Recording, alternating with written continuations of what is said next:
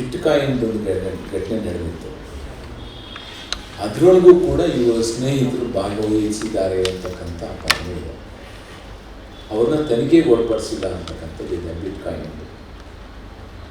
ಅದನ್ನು ಕೂಡ ನಾನು ತಮ್ಮ ಮೂಲಕ ಸರ್ಕಾರಕ್ಕೆ ಮತ್ತು ಮಹಾಜನತೆಗೆ ನಾನು ವಿನಂತಿ ಮಾಡ್ಕೊಳ್ತೇನೆ, ಇದನ್ನು SITಗೆ ವಹಿಸಬೇಕು.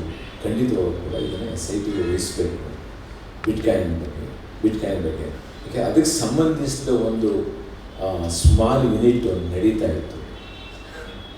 ಅವರು ಒಬ್ಬರು ಜೈಲಿಗೆ ಹೋಗಿದ್ದಾರೆ, ಆಮೇಲೆ ಒಂದು 4-5 ತಿಂಗಳ ನಂತರ ಹೊರಗೆ ಬಂದಿದ್ದಾರೆ.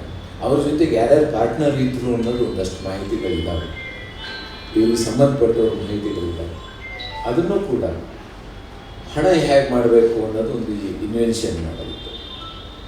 ಅದರದ್ದೊಂದು ಕಂಪನಿ ಇತ್ತು. ಎಲ್ಲೋ ಒಂದು ಕಡೆ ಇದ್ರ ಬಗ್ಗೆ ಕೂಲಂಕುಷ ತನಿಖೆ ಆಗಿಲ್ಲ ಕಳೆದ ಅವಧಿಯಲ್ಲಿ ಅಂತಕ್ಕಂಥದ್ದು ನನಗೆ ಬಂದ ಮಾಹಿತಿ. ಆದ್ದರಿಂದ ಬಿಟ್ಕಾಯಿನ್ ಬಗ್ಗೆಯೂ ಕೂಡ ಕೂಲಂಕುಷವಾದ ತನಿಖೆ ಆಗಬೇಕು, ಅದಕ್ಕೂ ಕೂಡ SITಯನ್ನು ನೇಮಕ ಮಾಡಬೇಕು ಅನ್ನತಕ್ಕಂಥದ್ದು ನನ್ನ ಒತ್ತಾಯ ಇದೆ.